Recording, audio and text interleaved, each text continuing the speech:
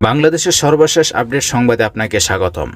আমাদের চ্যানেলে নতুন দর্শক হয়ে থাকলে চ্যানেলটা সাবস্ক্রাইব করে দিন প্লিজ। শুরুতেই জানিয়ে দিচ্ছি সংবাদ শিরোনাম, এরপরে বিস্তারিত। শেখ হাসিনার দেশে ফেরা নিয়ে যা বললেন জয়। বাংলাদেশে ফেরার বিষয়টা শেখ হাসিনার ওপর নির্ভর করবে বলে জানিয়েছেন তার ছেলে সজীব ওয়াজেদ জয়। গতকাল মঙ্গলবার যুক্তরাষ্ট্রের ওয়াশিংটন ডিসি থেকে ব্রিটিশ বার্তা সংস্থা রয়টার্সকে দেওয়া এক সাক্ষাৎকারে তিনি এসব কথা বলেন। এরপর জানিয়ে দিব সাকিব আল হাসানকে গ্রেপ্তার করা নিয়ে নতুন করে যা বললেন আসিফ নজরুল। সর্বশেষ আপনাদেরকে জানিয়ে দিব ভারতীয় সাংবাদিকদের এড়িয়ে গেলেন ডক্টর ইউনূস।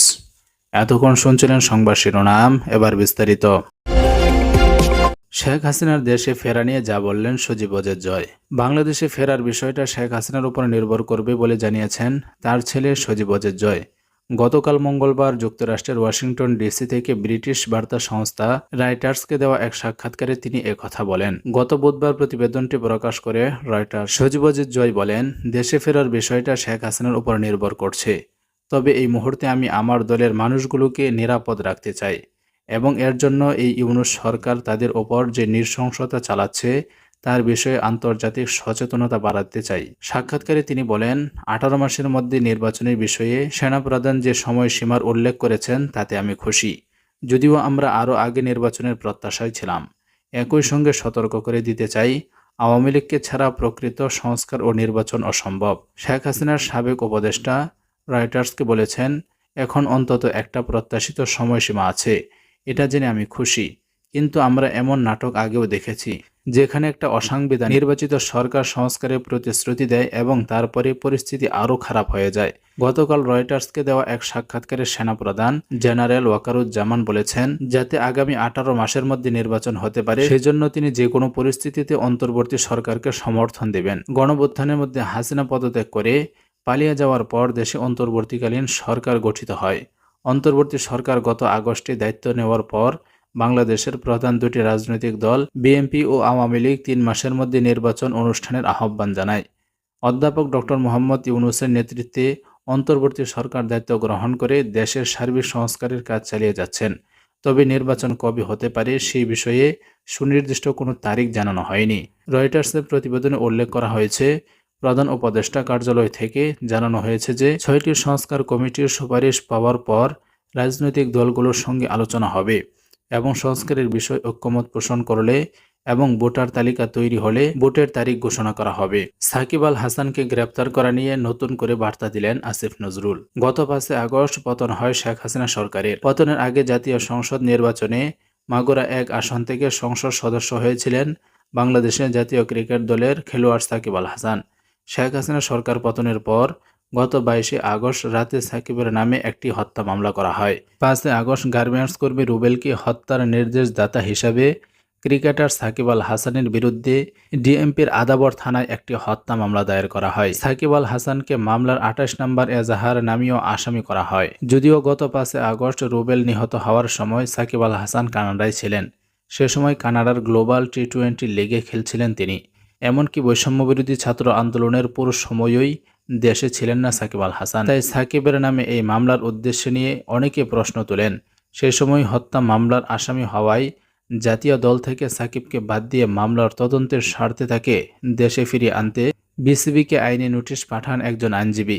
তখন বিসিবি সভাপতি ফখরুল আহমেদ জানিয়েছেন, আদালতে দোষী প্রমাণিত হওয়ার আগ পর্যন্ত সাকিবের খেলতে কোনো বাধা নেই। বিষয়টি নিয়ে তখন অন্তর্বর্তী সরকারের আইন উপদেষ্টা আসিফ নজরুল বলেছিলেন, সাকিবের বিরুদ্ধে শুধু মামলা হয়েছে, তারপরেও এটা পুলিশ প্রশাসনের ব্যাপার। আমরা যতটুকু বলার চেষ্টা করেছি। মামলা বা এফআইআর হওয়া মানে তো গ্রেফতার না। আমাদের স্বরাষ্ট্র মন্ত্রণালয় থেকে উদ্যোগ নেওয়া হবে যাতে অতি উৎসাহ হয়ে গ্রেপ্তার না করতে যায়। বর্তমানে ভারতের বিপক্ষে সিরিজ খেলতে সেদেশে আছেন সাকিব। এর আগে পাকিস্তানের বিপক্ষে সিরিজ শেষে দলের জন্য সবাই দেশে ফিরলেও সাকিব চলে যান ইংল্যান্ডে। সেখানে সারের হয়ে একটি কাউন্টি ম্যাচে অংশগ্রহণ করেন। অনেকেরই ধারণা মামলার কারণে দেশে ফেরেননি সাকিব। আবারও সাকিবের গ্রেপ্তারের বিষয়ে কথা বললে আসিফ নজরুল বলেন, গতকাল রাতে যুক্তরাষ্ট্র ভিত্তিক একটি বাংলা সংবাদ মাধ্যমকে দেওয়া সাক্ষাৎকারে সাকিবের মামলা প্রসঙ্গে আসিফ নজরুল বলেন, মামলার কারণে সাকিব কিংবা জায়েদ খান তাদের কারোর সঙ্গে কি গ্রেপ্তারের ঘটনা ঘটেছে? ঘটেনি। আমরা বারবার মানুষকে বোঝানোর চেষ্টা করেছি, আমরা পুলিশকে বলেছি, আপনারা মানুষকে বোঝানোর চেষ্টা করেন। মামলাতে আপনি যে অভিযোগ আনছেন সেটা বিশ্বাসযোগ্য কিনা পুলিশের কাছ থেকে এবং আদালতের কাছ থেকে আমরা তথ্য পেয়েছি। যারা মামলা করতে আসেন সেখানেও পুলিশের উপর চাপ থাকে। সাকিবের বিরুদ্ধে মামলা ব্যক্তি করেছে, সরকার করেনি বলেও মন্তব্য করেছেন আইন উপদেষ্টা। যখন কেউ মামলা করে, মামলা করাটা মানুষের অধিকার। ব্যক্তিগতভাবে একজন মামলা করে দিল, এই মামলাগুলো পুলিশ করেনি। পুলিশ যদি করে তাহলে বুঝবেন এটার সঙ্গে রাষ্ট্র জড়িত আছে। এই মামলাগুলো ব্যক্তিগতভাবে করা হয়েছে। আসিফ নজরুল আগের মতো আবারও জোর দিয়ে বলেন, একটা জিনিস সবাইকে বলার চেষ্টা করেছি, এফআইআর মানেই গ্রেপ্তার না। কিছু কিছু মানুষ যখন আমাদের সঙ্গে যোগাযোগ করে যে এই মামলা তার নামে হওয়ার কথা না, আমরা এই স্বরাষ্ট্র মন্ত্রণালয় একসঙ্গেই কাজ করি। আমরা আশ্বাস দেওয়ার চেষ্টা করি যে পুলিশের বিশ্বাসযোগ্য তথ্য না পেলে আপনাদের গ্রেপ্তার করবে না। ভারতীয় সাংবাদিকদের এড়িয়ে গেলেন ডক্টর ইউনূস। জাতিসংঘের সাধারণ পরিষদের ৭৯তম অধিবেশন শুরু হয়েছে। এতে যোগ দিয়েছেন বাংলাদেশের অন্তর্বর্তী সরকারের প্রধান উপদেষ্টা অধ্যাপক ডক্টর মোহাম্মদ ইউনূস। এর সময় ভারতীয় সাংবাদিকদের এড়িয়ে গেলেন ডক্টর ইউনূস। মঙ্গলবার ২৪শে সেপ্টেম্বর ভারতীয় বার্তা সংস্থা ANI সংক্রান্ত একটি ভিডিও প্রকাশ করেছে। এতে বার্তা সংস্থাটি জানিয়েছেন, হোটেলের লিফটে ওঠার আগে ভারতীয় সাংবাদিকরা ডক্টর ইউনূসকে প্রশ্ন করার চেষ্টা করেন। এ সময় কয়েকজন সাংবাদিক তার খুব কাছে চলে যান। তখন তাদের ঠেলে দূরে সরিয়ে দেন এক নিরাপত্তারক্ষী। এ সময় একটি ভিডিও পোস্ট করে ANI ক্যাপশনে বলা হয়েছে, বাংলাদেশের অন্তর্বর্তী সরকারের প্রধান উপদেষ্টা মোহাম্মদ ইউনূস গতকাল গভীর রাতে যে হোটেলে উঠেছেন সেখানে ভারতীয় গণমাধ্যমের প্রশ্ন এড়িয়ে গেছেন। এদিকে প্রধান উপদেষ্টা অধ্যাপক ডক্টর মোহাম্মদ ইউনূসকে জাতিসংঘ সাধারণ পরিষদের UNGA ৭৯তম অধিবেশনে যোগ করায় শুভেচ্ছা জানিয়েছেন জাতিসংঘ। প্রধান উপদেষ্টা এমন এক গুরুত্বপূর্ণ সময়ে এ সফর করেছেন যখন বাংলাদেশ জাতিসংঘের সদস্য পদ লাভের ৫০ বছর পূর্তি উদযাপন করছে। পিলার থেকে ভারতের অভ্যন্তরে ৫০ থেকে ১০০ গজ দূরত্বে বাঁশ দিয়ে বেড়া দেওয়া ছিল। শনিবার রাত ৮টার দিকে মেন পিলার ২৮০ এর সাব পিলারের ১২ থেকে ১৩ এলাকায় বাঁশের খুঁটি উঠিয়ে কাঁটাতারের বেড়া দিচ্ছিল BSF। খবর পেয়ে হটকুলা বিউপির ক্যাম্প কমান্ডার সাইদুল বারীর নেতৃত্বে বিজিবির সদস্যরা BSFকে বাধা দিলে তারা কাজ বন্ধ রাখেন। পরিস্থিতি শান্ত থাকলেও এরপর দুদিন BSF-এর এমন ঘটনায় সীমান্তে বসবাসকারীদের মধ্যে আতঙ্ক বিরাজ করছে, যা কারোর জন্য স্বস্তির নয়।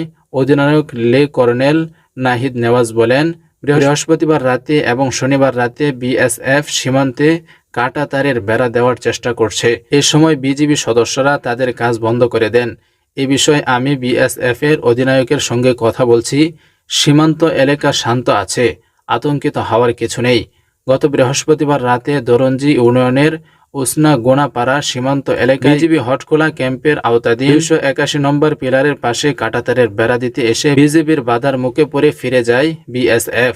শনিবার রাতে আবারও কাঁটাতারের বেড়া দিতে বাধার মুখে পড়ে ফিরে যায়। বিজিবির কর্মকর্তাদের সঙ্গে কথা বলে জানা যায়, সীমান্ত